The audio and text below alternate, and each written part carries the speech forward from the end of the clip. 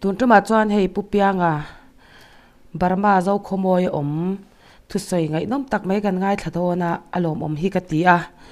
tun hun tak satlan na le nam thlan te ta na pathian thu te Israel na dik taka kan din chwa na tur te le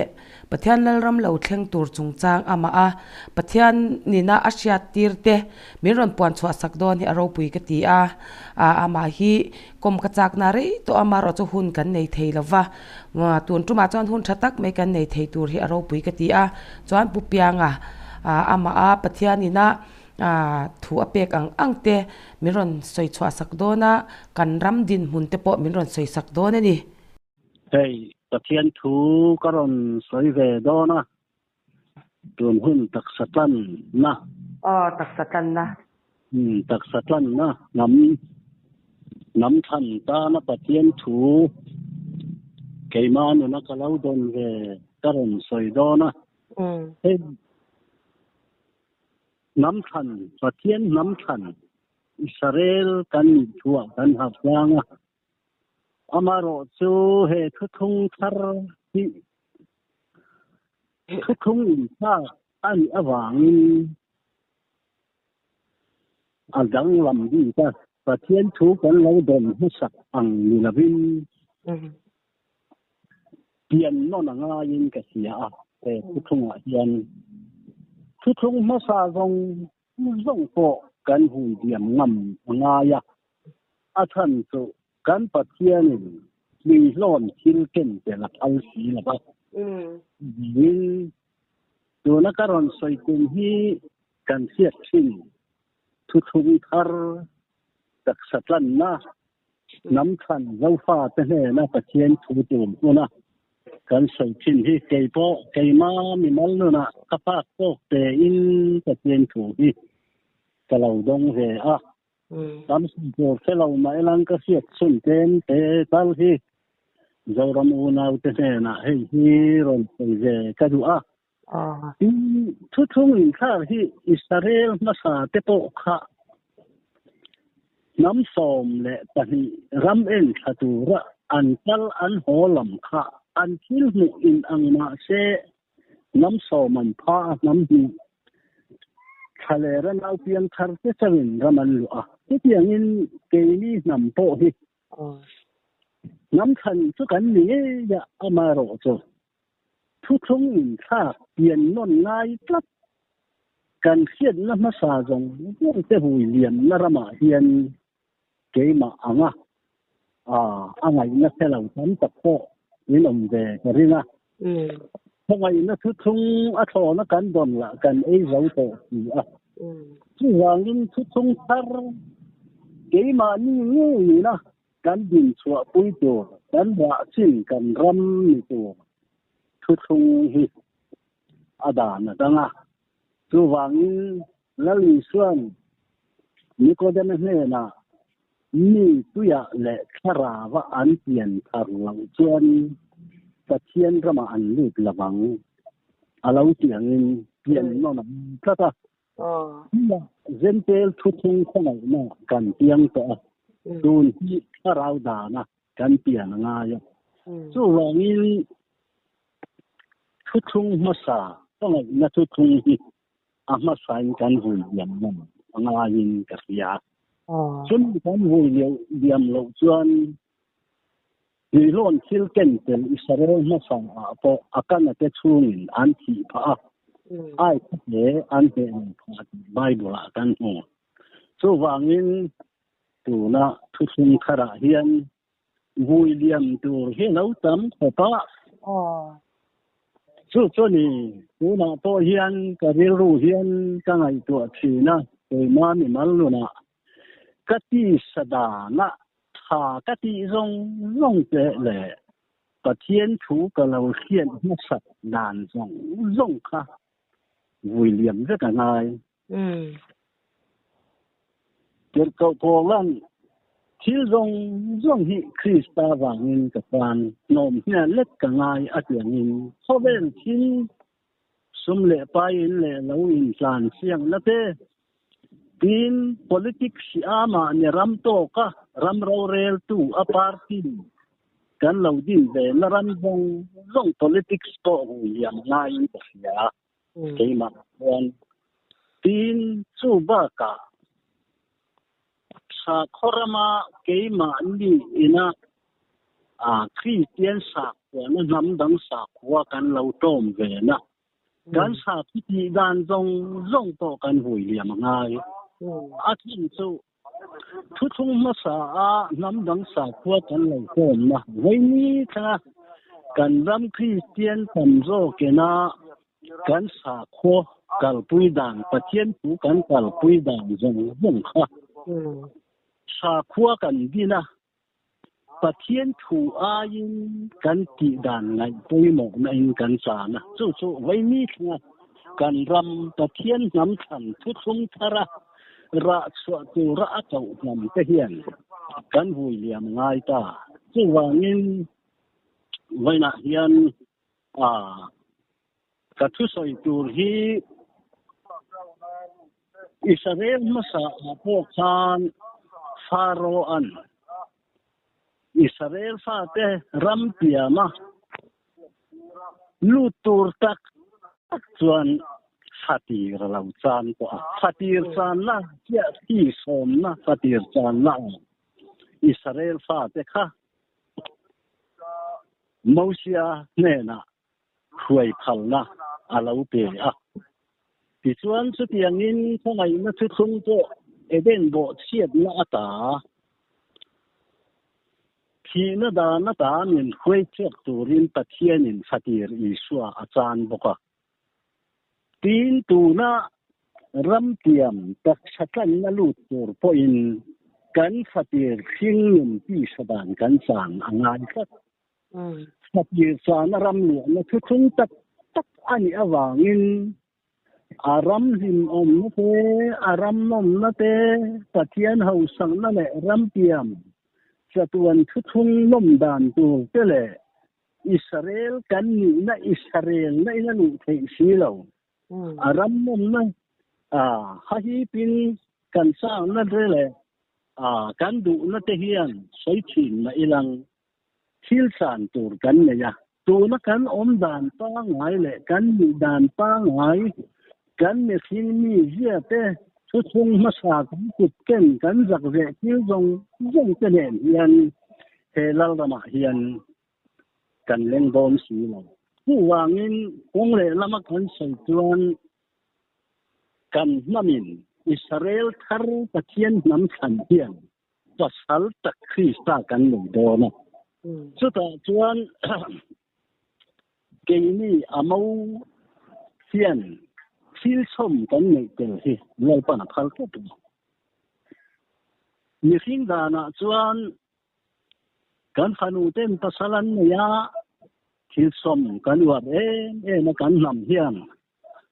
thang kura da na sitting room maleng lo kopin fil som hi kan wa ra ma se he lal ram lut tor hian lal pan li lon thil na sa zong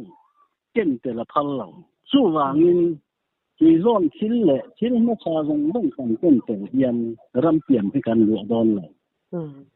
chu ani awangin ada na danga rau da na pian na ngai chu wangin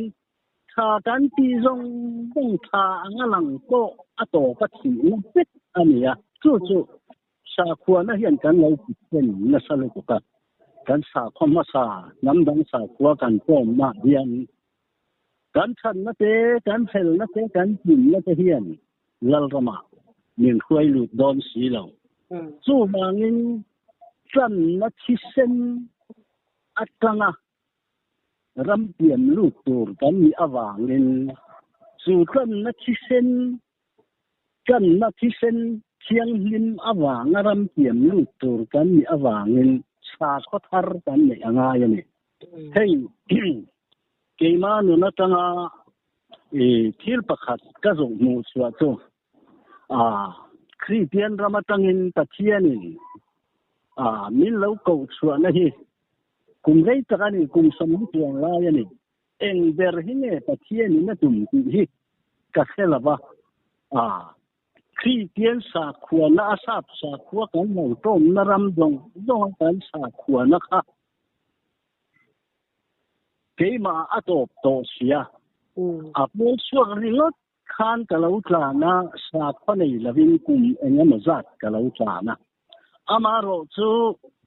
chú mi nu tu na tak satan na thu hi kanuna sang hi som par khan kem pe min ron siat tira khaya he thu hi ba dang de ka tia sum ya tang thil local zela Israel kan ni te athanin min ron siat ti zela o alo ni tak mo ka ti chau zela sum ya tang chuan thil ngai tu le siat tu hi ke ma hian local zela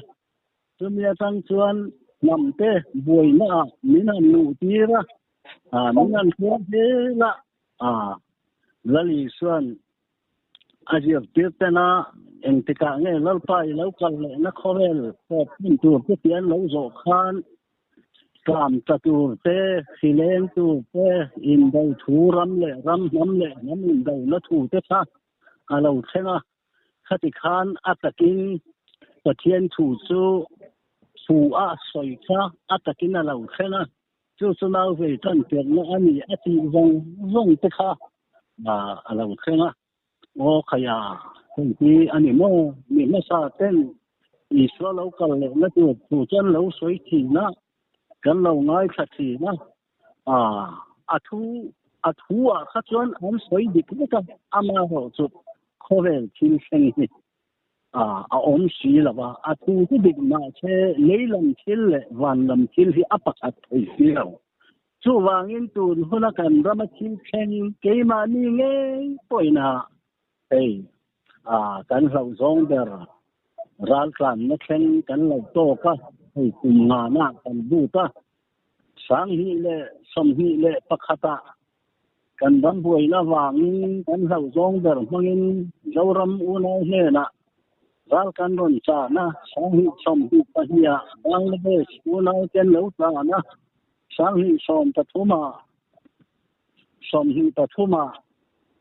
Manipur ulau ten ron chana Zaubama Israel nam som vak datte khovel ram tina vak dar nam loma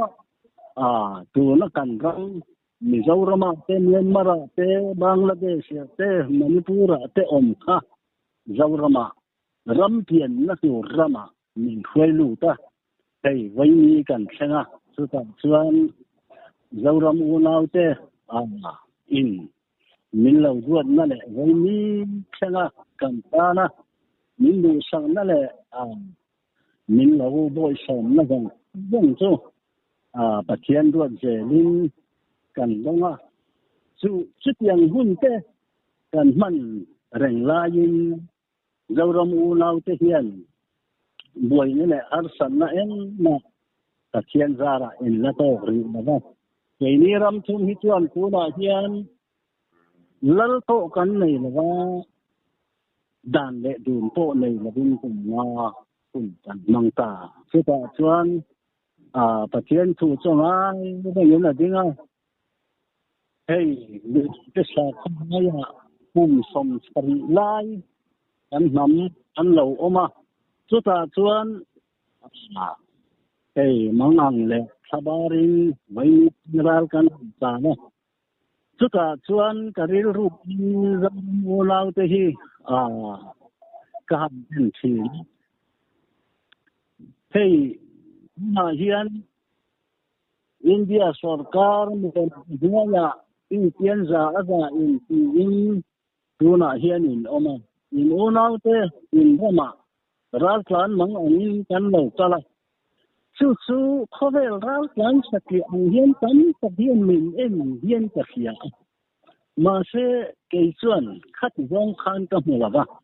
chona zawrama ron chan malang hei to hi kan ram thobani keului ram di kan ti mai hi ke chuan ram ri anga ngai lawa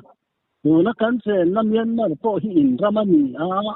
tuna kan ron chan na zawram po hi kan ramani ma ni rama ulau te ne na ral kan ron chan in ka khia kan thil dong lung hi kan du wang lo kal ko kan ni lawa kan tum wang ko ani lawa But Tien Hun Bi, now we can get na. Nam now Israel Carbon Luatu to Takantian Nahun Low King Anya, Amaro so. Zoram Unau Tehi. Engematsena, Kapanem like Nava in the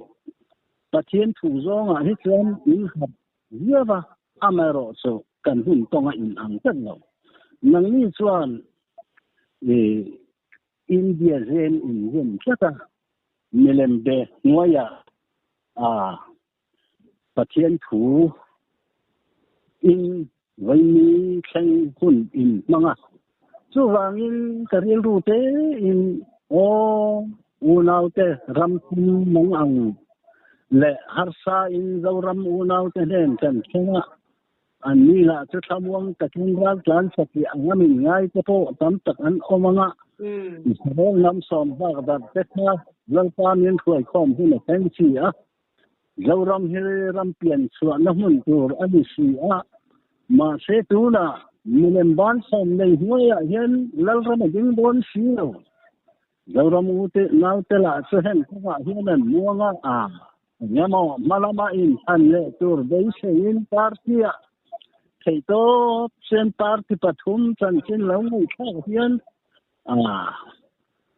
Party Tin Tehi Hachete and Dara Adin Laipo Ni Se Yen La Sorkala Uponi Se Sorkala Deise in Unaute Kara Hian in Hen Lele Swaychin Lare Lauti Kamanga Anga Kaya Unaut Hien Tiane Tien Hun Tiam Kan Sanchia and Unaute Mangangin Rama Lalpan Nin Huaya Tuanakan Delta Nakan Duvanilla Nin Hui Tu Lalpa Vangin Patien Toy Takin Kan Lauta Nani in Lau Siat Kadu Kan Ralkan he Patien Tuani, Kan Tuanilo, Kan Tumanilo, Kan Du Kananilo, Kun Biaki Mavang in local lane now they turn Temakan China. Nation now and raise one unveil now pian in Karhi, a railway with it. Two Wangin now Israel Tarkan Pian Natur, Hove Lesson Jim Tasila, Ramchan Jim Tasila, Nam, Zubane Nalal Iswan. Rakswatur Tukungala Kakan Namtena, Tukung in Betel so Rakswatur Tukunganisian, Mase Atnam Kahan in Hian, Una Hian, India Central Noya Sorkale Besia, Unaute in Soicia, in Chiltea, Hun Mangi, Loram Unauta Pohi, to Lane Hun Tong Mele. Kovela Zoram din Suana to Rail Holte Tunma Minister Panitanga Lady to Narama Apanga Yahun Mantur and a politic ram in Kat Talawi Amasa in to a Chian Ulankadu Tenzong Zong Kovela Tuna Hian Kovela Hian He sale alal naram sorkar tharding turkara zuhun bige kovel chilnen in swat sayman ako pateng ko siya malam huna sanghi samhi pariet borre la in challe turkan party kan din swat na turat sanhem ngai ta ka tu na ding lai unaute in sai chen na ran zong te kha in ngai tu le te u Keng Zong Hitu na kan ram buato. Sa tuana at hukum karamin law kang tukan na kisana ranga. Kang tarvan may kan ni naksabe. Nam zong aya. At nam kan ni nange. Patien raw lua tutul le raw sui tutur. Kau kan char ki le ngam law. Saw le nun ngay ahlan nam tehian. So Ramlu to send Ule now tell us in Gama, Minum, Tway Pom, as low pony low, Dande Dun pony low, Jan local, Zoram Una can have her own. Will do almost say cheer and I go low, Puzoram turns a cheer and I go low. Tulal can hold us like cheer and I go low. Don't Naktu le Maya Israel pian hona thanga chata chan rem nalalo yengka kan pianga pulpita ka kole upa le tu na masar mang kanan hinga rem na thu kanan sayanga ma se Christmas han zawanga kanin soi chen nga in re nga in party ram mga yam kanin ti lain kan party mga in zorom khan na turti in un ma atanga te ta in din atanga ram re na lai din ze la diam ram mga tu lek angin in bum na politikin in lai in buma vai nia to hian adik takin in khan le tura po sarkar ko lo din se in bum le mai tu se tia ram le nam po ngai no party ngai na u no in soi chen na ram hi pathian thu len kan in ne in ka khela chu wangin tun hona hian zoram u nau te tu na in hun kan le ta hian chung pha te po hi tam tak chu dona politic party hian intel ve po athen chu ka ring heng zong po hi he tak satan na thu thung thar Krista le alal naram keima ni taksa tak hi Krista taksa nge ni alal na le athumai naram adi marama hian adi takin tuna kan mi khing masa kan ti sajen tel hi soi chen naram te in hian naram te du naram zong te chapau naram zong te hi kan tlan san te turani tin kan sa khuana khri tien za kan ti kum za kan lo tam pui khoi na thu thung kan ti a thona kan dom ram zong kan thil ti khat zong khin kan hui liam ngai cha chung zong hui liam tur sian pian no na ngai ta chu bangin hey pathian thu hi ke ni du anga anam chan kan ni no mai hian rom kan lo lo fre ma tha kan na mai hian rom kan lo lo pat san chu Israel na sa khan thil ni tur omana pathian in anam than ahmai Israel nam chu atang ngai mai ma se pathian in ahmai Israel athu khung thur tu te chu mangai ma se athu khungan om tak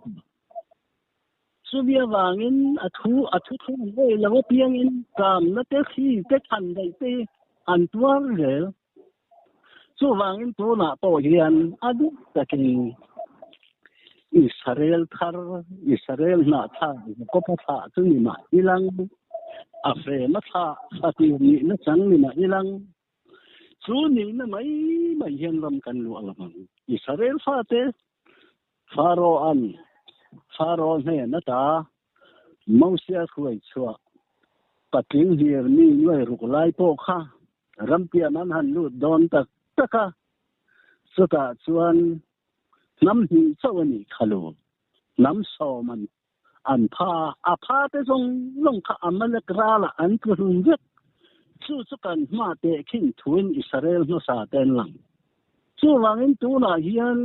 in ram chunga zol nei te ponan lo puanga tu na pathian ni pen rong bolin theito sein in ralin na thu te pon amaro che in ti ngai in la tireng ani mai thei mi kam zo chu wangin ka thuma ka soyangin pian no na ngai ni harau da na kan pian na ngai ni thil ma sa zong kan vui liam ngaya chu ta chuan kan leile ka te kan kur le kan ke te hi tu na hian lalpa in tu ma du da saka kan nung ang le kan kai na mi soi che te an che te tong kam dik lo te le kan kuti da ei rung na te in rung na te thil sual khoi na zong hi kan tak sa nge hi pathian kut le ke pathian ka kan ka tanga thu chu hi mal som na mi tur ani reng lain soi chen na te kan mi rel na te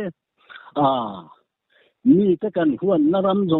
zong ta to hi kan mi khing ma sa zong hi William Toran sia chumi mi lo hian ram tiam lu hi a thei lo chu wangin tu na po Israel ma sa ta ni Pathian hian a thu thung min ena chu a thu thung chu Israel te ne na ka thu thun thar chu an ri ru ka thu pe ka da an thin lunga ka jiak bokang ating ke ma ni thin lunga nge Pathianin aron nem heta Isua ti senin ma na Isua in athisena ale kan taksa aram hau nge ya hian thaule Krista in ataksa atana ramdina lal na le thune na le raurel na kin hi chana tum to si a chuwangin te khovel hi Krista le alal na ramani ta ti khovel en kan ni na chia tlang si to om thu rup thei ani lo angin tun puna hian khovel ram chan chin tha puanga la thengai lo tu na Jerusalem lu tu kan uzda ta ngei po kai har tur kan ni sia amai ro so akai har tu le aram adin na tura lal na le thunei na kin le raurel na lalpa in asan thei na tura amit hana te hi tuna hian kanin buat sai lo lutuk hian ka mu a than chu ei ru chu pa hian kalau ngai thathi na zoram mi zona tha nge Israel thar Pathianin fa pathisen manga ale nge an taksa Krista le alal narem ni tura akau nam te hian kan lele kan kate mi soi chian na phal si lo mi rel na phal si lo tin adi taken to na hian hei zoram mi pui omdan pakhat ka mu chu hei kumina kun na thok tu terama so thinga wanga kan tu mang le kan du ang lo ting lawa voi ni thenga mi pui mang ang le thun siar te hi kan lo khele ve ta a chan chu heng zong to hi zoram hian abi takin Pathian in mi hing kan lo ring lu tuk hian ka mu a chan chu tu du apo hi mi hing ve mai sinani akin bi lawani mai mi masam ni sar masa te point an thu dia man len le nem mi hing ve mai ni rawan del thei na turin an tin lo tur thu po kha an lon soi chu ani mai thang ku ra po yin ma na khan cái mình thành kinh xuân này tên thôn tin lệ thiên giáp tin là kịp lại cái khá yang cái lâu thì khác cái kinh lệ cái lâu anh hi at yang khan dấu râm hình thay lệ mình lâu chẳng to lắm tôi nói po sarkar thar po lâu ding mà sẽ rawan rel thei na tur le mi saran ni thei na turin an tin lo tur thu po tam takan soi liang chu ram pian ken le ni phungan ka chu wangin pu du ji soi chiat tur om hei ne mi khing me mai ni la atin lo ni maya alal so po chen an tin lo sarkar thara in thang le tur po ne an tin don chuang lo chu wangin zoram hian Christian za milen beve mian lo Pathian chau lal le chandam tua thang tu ngam hian Pathian yin mi hing kan than lal minister te kan lo ring lu tuk awangin keima ni thil tia kan buai ni lo mo ti thleng hian ye zoram kam hu da na nia chu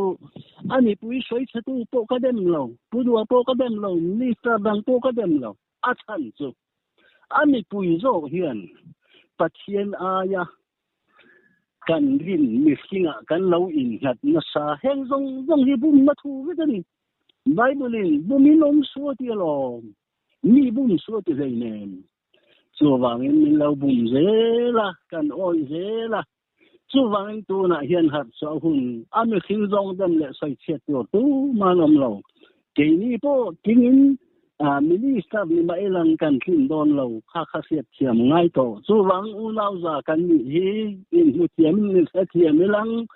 suta chuan namamin thang tu suda ta ne na ta pathian ram lak saka ra suwa tu namamin thang tu kan nam thu thu di tak chu ra chuan na thu thu hianin chumi ra chuwa tu ra kan tak sa nge du da taka kan lo mana kan lele ka te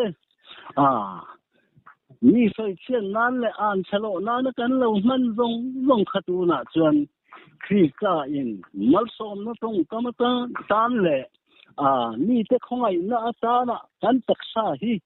ama mo adu pathian chu khara wani thu wani tak sa nei lo wani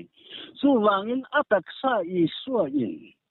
tuna khowela bekhem le kalvarin kar ahuna mangzau to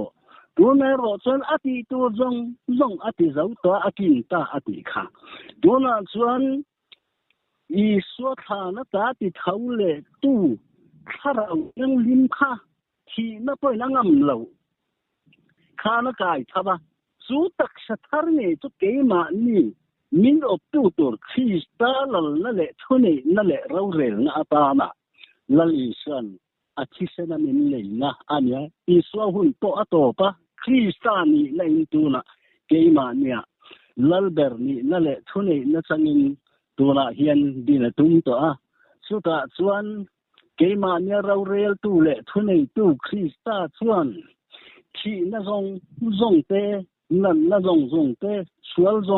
zong te keima ni ti to fa veka he khowela hian raurel tum to su hun su nam ten kan thleng to sia chu wangin tuna hian in ule in nau te ram thum pathian thu I swalo sei lok na ve kan pian na thu kan tum le kan du wang ni lavin dona po ram boi kan ni na chol hei the la ni in dau na fi la an lu ta chuka chuan ule nau te pathian lem ruwa ta ram pian na tu ra zau ram alo duan to hian mang ang thapha ngin kan tum wang le kan du wang ni lavin kan hau zong ber le kan du lo ber mangin tuna lalpo nei lavin dan le dun po nei lavin kan lo cha na tuna nang ni u nau te keima ni tia ram lu tu ra lalpan chisena I sena alo le to krista thaule taksa thi na poina ngam lo ko khan tak wing tu ra tho le na fam kin chu ge chu keima nia lal na le thune na changa kan sa khotak ni tu ra min ron te thi tuna hian unau te hen na hian siat tira kan om na tuna zauram te rampian na tu rin ni chu wangin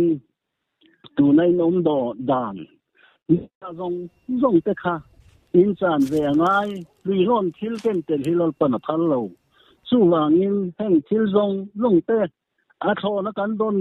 zong te khongai na thu thung te hun lai chuan ating lutuk a hun bi a top to awangin tuna chuan heng zong te kan vui liam ngai kan hing nun ti sadan yen te ngei po hi ani bi akima wangin lal thar zok keima ni taksa thune tu le raurel tu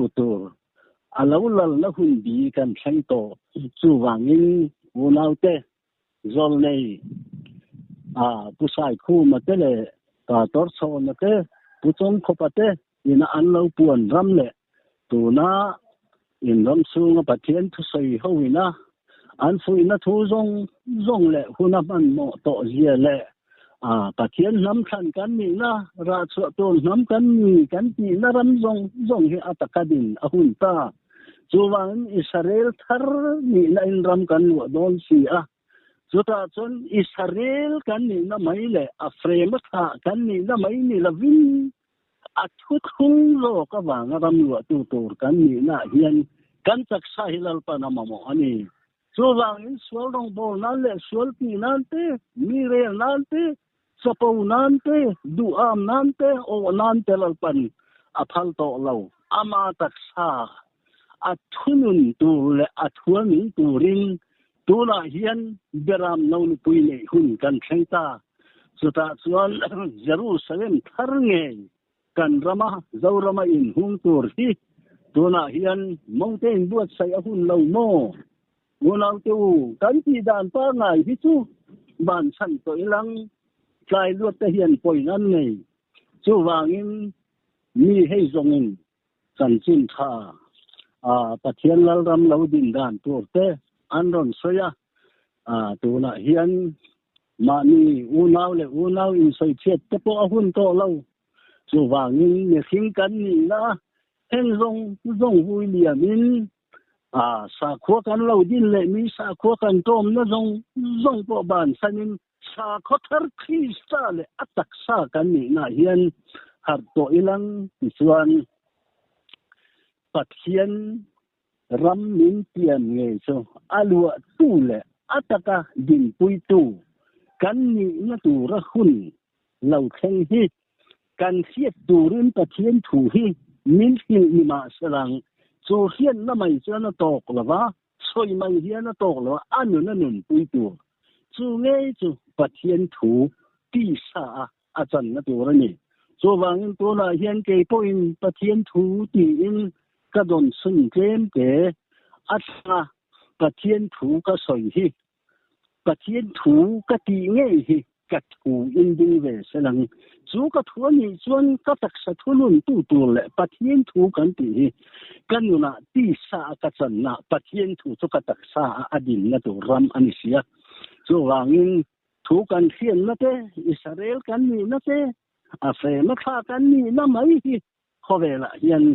chuan tu ro om lo amaro chu nam than kan ni na hian a thu thung zo kha ram tiam kan lu na tu le pathian ni na min lo than na nam zong aya si a chiang tham lo khovel thi tham tu ra min lo than nam kan ni na hi ataka din chu puin pathian hi iti tong u athui oi tong u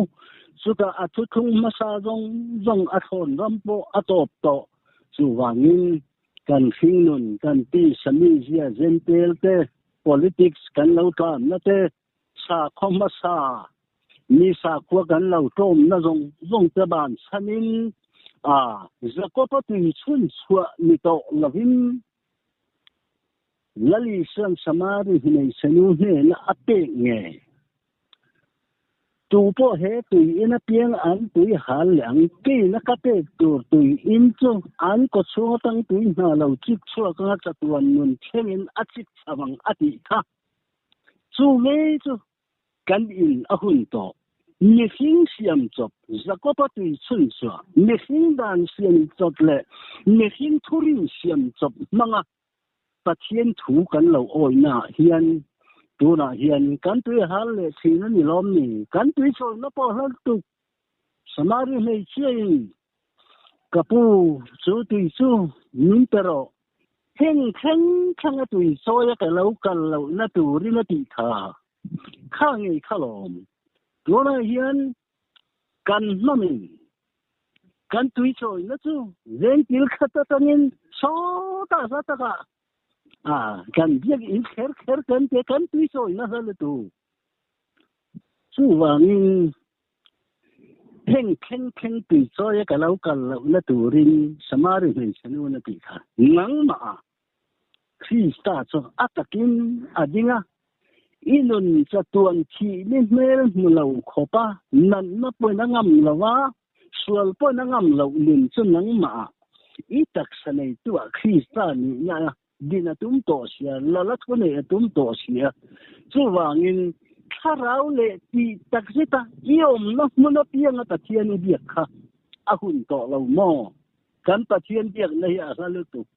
chu wangin kuta sak ille tu bo ritel a hian lalpa om to lo nang ma nge thu a siam kha ke ma nge ya hian ama an pu ya siam ni singe kan ni na hian lalpan ro re la thun le ya khovel ma ani na puan chu atum to chu wangin tun pula hian nang le ke hi khovelin pathian nel ataksa an mu na tu chu nang le ke kan ni chu kan se thu zong hi ti sa in nang ma ke ma kan din puya kan nun puya kan ni pui tur pathian thu ani chumi ni tur chuan pian no na ngai ta tuya kan piang to khongai na thil khom te ka kan piang to tun kharau dana su su ke ma nia lal le thu nei na sang tu tur su thau le thi na poi na angam lo krista nge kha itak sa lal ni in itak sa kha atak sa de turin ko khan tak nang ma din chu atuma chu chu ni ko khan tak thi na poi na ngam lo ati tetera ne na alo soi he lung pun chu ata ko khan hau ka rem samang ati kha to na kan din ko khan ram kan ti hi chu poram ani a sa bramatang mo khoi ramatang ma kan din chop thorin to kan siam chop chu wan lung phum pakhat chawa om chu su khri ka nia chu wan khwa lung phum nei ni ati he kan lung phum hi khri san ro sa chu chu nang ma sataka om ni la bin nang ma khan lal na le thunei na chang torin tun hula nang ma rawre la thunei adu to ani hi zoram u nau te na weiya hian pathian thu ke ma om huna heng thu thung te kan na alau thena ta na pathian min on tol na ram hero pui ka tia su ka tia mak po ka tia sumia tanga ke ma hun tonga tanga ke ma tia cha zoram u nau te ke ma ni ve te lalpan ke ma tia ta nam khan le aram din tu ra adu nam te in ni na nam khang in ni lawa pathian mi khan in ni na ang khat kan ni chumia wa nga pathian thui na ban san tu chu ban sana ti tu chu ti pai tu chu pa ya phum do tu chu phum bo tu ra ni du na lam zong zong ka hun tonga ka lau tong ve hi u nau te ne na hian du sak ta kin ka hun tong to ke ma atana thil om chu karon sai ve heng thil hian tong kam moi lo emo ka lo soi pal ani ko nin se tia ma lang in sang na thila ni ve ti hi min fiat tiam saka wa hian mu le ke hian lalram min tiam ni ataka tak sa kan lu atlan thei na tu ra tu hun nge ya hian a hun a theng to chani ti na kan hun han hi pathian thuan ni to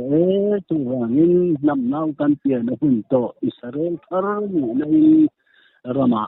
kan ding suak don ani ti thu hi vaina hian u nau te ta thudon tlem te atanga ka du sang na tong kam hi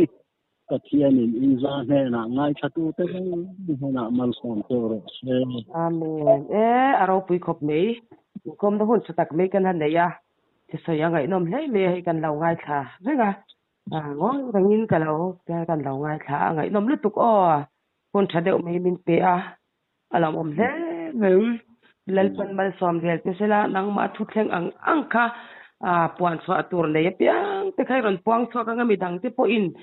soi tur nei no mani chani ka phone number ka da kha min rong ko langa pathian ti ke ma lia thleng kan soi chwa tian athar thleng zela kan soi lo chani eng tinge ti ka savun peng huya atani kha wai thar thun thei lo ti ang deu kha kan soi chwa te ngai china ta kan athar lo thleng zela ni te ka shaila soi tur le piang te kha chani ta hian sa sung lo kan ka te la hian in lo sei de don ya o po ni ta tak me ni te a lo mo le tu ba lo dong chen do ole